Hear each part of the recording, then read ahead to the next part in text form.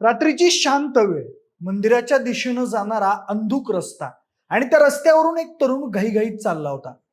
त्याच्या डोक्यावर एकही केस नाही, चेहऱ्यावर साधेपणाचा मुखवटा पांघरलेला, कपडे बदललेले, चालण्याची पद्धत बदललेली, जणू तो स्वतःलाच जगापासून लपवत होता. पण त्याला कल्पनाही नव्हती की त्याच्या या प्रत्येक हालचालीवर काही नजरा कालपासून रोखून बसल्या होत्या. त्यानंतर मोबाईल लोकेशन, सीसीटीव्ही फुटेज, जुने फोटो आणि एक हायटेक स्कॅनर, या सगळ्यांनी त्याच्या भोवती हळूहळू जाळं विणलं जात होतं. देवदर्शनासाठी निघालेला तो तरुण मंदिरापर्यंत पोहोचणारच इतक्यात अचानक काही गाड्या त्याच्या समोर येऊन थांबतात. त्यातून अधिकारी उतरतात, चारी बाजूनी त्याला घेरतात आणि काही सेकंदातच या तरुणाच्या मुसक्या आवळल्या जातात. हा तरुण म्हणजे नीट पेपर फुटी प्रकरणातील मास्टर माइंड शुभम खैरनार. या शुभम खैरनारने नीटचा पेपर कसा फोडला, टक्कल करून वेश बदलून देवदर्शनाला जाताना त्याला गुन्हे शाखेने सापळा रचून कसं पकडलं, हे संपूर्ण प्रकरण नेमकं काय याबद्दलचीच माहिती आपण व्हिडिओच्या माध्यमातून घेणार आहोत. नमस्कार, मी प्रथमेश आणि तुम्हाला तर माहिती आहे आपला विषयच भारी. म्हणजे देशभरातील लाखो विद्यार्थ्यांच्या भविष्याशी थेट संबंधित असलेल्या नीट UG 2026 परीक्षेभोवती अचानक निर्माण झालेल्या वादळानं संपूर्ण देश हादरला आणि या वादळाच्या केंद्रस्थानी नाव आलं ते नाशिक मधील शुभम खैरनारचं. सुरुवातीला सोशल मीडियावर गेस्ट पेपर म्हणून फिरणारी एक PDF फक्त अफवा समजली जात होती, पण परीक्षा झाल्यानंतर विद्यार्थ्यांनी जेव्हा त्या PDF मधील प्रश्न आणि नीटच्या प्रश्नपत्रिकेतील प्रश्न जुळवायला सुरुवात केली तेव्हा तपास यंत्रणांचे डोळे उघडले. जवळपास 120 ते 140 प्रश्न प्रत्यक्ष पेपरमध्ये आल्याचा दावा समोर आला आणि त्या घटनेवर राजस्थान SOGने तपास सुरू केला. हळूहळू हा फक्त गेस्ट पेपर नसून मोठ्या पेपर लीक रॅकेटचा भाग असल्याचा संशय राजस्थान SOGला वाटू लागला. तपास जसजसा पुढे गेला तसतसं महाराष्ट्र, राजस्थान, हरियाणा, बिहार, उत्तराखंड, केरळ, जम्मू काश्मीर अशा अनेक राज्यांमध्ये रॅकेटचे धागेदोरे सापडू लागले. या संपूर्ण प्रकरणात सगळ्यात मोठा धक्का तेव्हा बसला जेव्हा नाशिकमधील शुभम खैरनार नावाच्या BMS विद्यार्थ्याचं नाव तपासात पुढे आलं. तपास यंत्रणांच्या माहितीनुसार शुभमने पुण्यातील एका संशयिताकडून सुमारे 10 लाख रुपयात हा गेस्ट पेपर घेतला आणि नंतर तोच पेपर हरियाणातील एका व्यक्तीला तब्बल 15 लाख रुपयांना विकल्याचा संशय व्यक्त करण्यात आला. अहवालानुसार हा पेपर इन्क्रिप्टेड मेसेंजर ऍप आणि सोशल मीडिया नेटवर्कच्या माध्यमातून पुढे पाठवण्यात आला. सुरुवातीला फक्त PDF सर्क्युलेशनचा मामला वाटत होता, पण नंतर या PDF मधील बायोलॉजी आणि केमिस्ट्रीचे अनेक प्रश्न नीट पेपरमध्ये सापडल्यानं हे प्रकरण अत्यंत गंभीर बनलं. राजस्थान SOGला आधीच काही संशयास्पद माहिती मिळाली होती. एका माणसाने NTA मेल करून प्रश्न लीक झाल्याचा दावा केला होता. मात्र सुरुवातीला त्या माहितीला त्यांनी पुरेसं गांभीर्य दिलं नाही असा आरोप नंतर करण्यात आला. नंतर परीक्षा झाल्यावर देशभरातून विद्यार्थ्यांचा रोष वाढू लागला. सोशल मीडियावर रिएक्झामची मागणी सुरू झाली. अखेर NTA प्रचंड दबाव निर्माण झाला आणि केंद्र सरकारने हे प्रकरण CBIकडे सोपवलं. त्यानंतर CBIने FIR दाखल झाल्याने अनेक राज्यांमध्ये एकाच वेळी हालचाली सुरू झाल्या.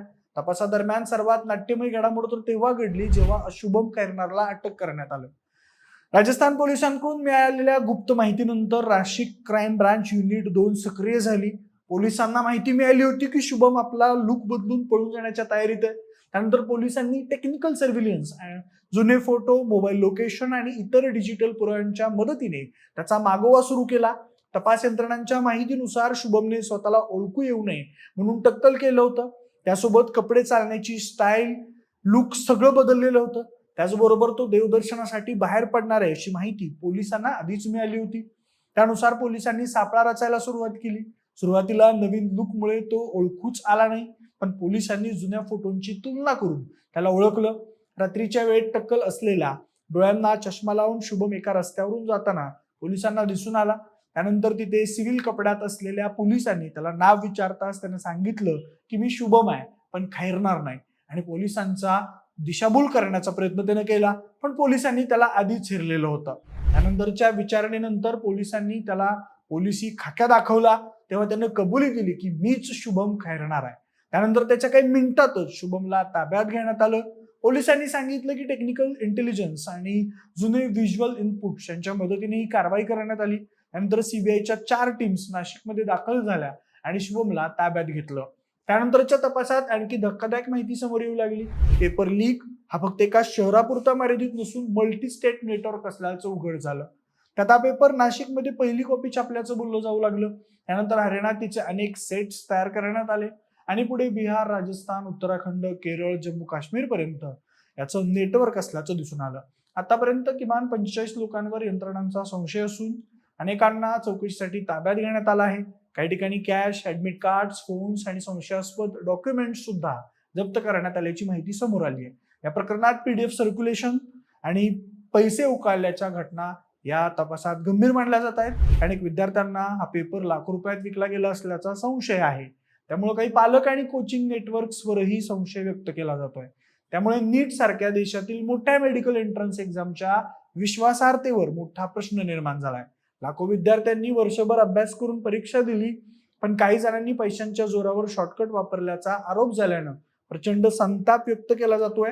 दरम्यान शुभम कैरनारच्या कुटुंबियांनी मात्र त्याला निर्दोष म्हटलंय. त्याचे वडील माध्यमांसमोर येऊन माझा मुलगा निर्दोष आहे, चौकशी होऊ द्या असं म्हणाले. पण तपास यंत्रणा त्याला या रॅकेटमधील महत्वाचा दुवा मानतीये. तर काही रिपोर्ट्समध्ये राजस्थानमधील मनीष नावाच्या व्यक्तीला या संपूर्ण कटाचा मास्टरमाइंड देखील म्हटलं जात आहे. तर काही ठिकाणी शुभमकडे महत्वाची माहिती असल्याचं सांगितलं जात आहे. सीबीआय आता Telegram channels, encrypted apps, bank transactions आणि सोशल मीडिया ऍक्टिव्हिटी यांचा तपास करत आहे. या प्रकरणात मोठ्या कोचिंग रॅकेटचा संबंध आहे का? त्यात आणखी किती लोक, मंत्री, मोठे अधिकारी सामील आहेत का? असे प्रश्न आता उपस्थित केले जात आहेत. त्यानंतर नीट परीक्षा रद्द झाल्यानंतर सर्वात मोठा प्रश्न विद्यार्थ्यांसमोर उभा राहिलाय तो म्हणजे आता पुढे काय? एनटीएने परीक्षा रद्द करून री एक्झाम घेण्याचे संकेत दिले आहेत. त्यामुळे लाखो विद्यार्थ्यांना पुन्हा अभ्यास करावा लागणार आहे. आधीच मानसिक तणावात असलेल्या विद्यार्थ्यांमध्ये यामुळे प्रचंड नाराजी आहे. अनेक विद्यार्थ्यांनी सोशल मीडियावर आमचा काय दोष असा प्रश्न विचारला आहे. या विद्यार्थ्यांना पुन्हा परीक्षा द्यायची भीती वाटते, तर काही जण न्याय मिळाल्याचं म्हणत आहेत. कारण पेपर लीक खराच असेल तर पुन्हा परीक्षा घेणं आवश्यक असल्याचंही अनेकांचं मत आहे. दुसरीकडे कोचिंग इन्स्टिट्यूट्सने पुन्हा क्रॅश कोर्सेस सुरू करण्याची तयारी केली आहे. त्यात देशभरातील पालक चिंतेत आहेत, कारण नीट ही फक्त परीक्षा नसून अनेक विद्यार्थ्यांचं आयुष्य, करिअर आणि कुटुंबाचं स्वप्न त्यावर अवलंबून असतं. आता सीबीआयचा तपास जसा पुढे जाईल तसतसे आणखी धक्कादायक खुलासे होण्याची दाट शक्यता व्यक्त केली जाते. किती विद्यार्थ्यांनी पैसे देऊन पेपर घेतला, किती राज्यांमध्ये नेटवर्क होतं, पेपर लीक नेमका कुठून सुरू झाला, यामध्ये इन्सायडर कोण होते, सगळे प्रश्न अजूनही अनुत्तरित आहेत. मात्र एक गोष्ट स्पष्ट झाली आहे की नीट यूजी 2026 पेपर लीक प्रकरणाने देशातील परीक्षा व्यवस्थेवर पुन्हा एकदा गंभीर प्रश्न निर्माण केले आहेत. आणि या संपूर्ण प्रकरणामुळे लाखो मेहनती विद्यार्थ्यांच्या भविष्यावर मोठं संकट उभं राहिलं आहे. बाकी मंडळी, हा संपूर्ण नीट पेपर फुटी प्रकरणाबद्दल तुम्हाला काय वाटतं? या स्कॅम मध्ये कोणी मोठमोठे अधिकारी असतील का? हे मला कमेंट बॉक्समध्ये नक्की सांगा. सोबतच आपल्या विश्वासबारीच्या युट्यूब चॅनलला सबस्क्राईब करायला अजिबात विसरू नका. धन्यवाद.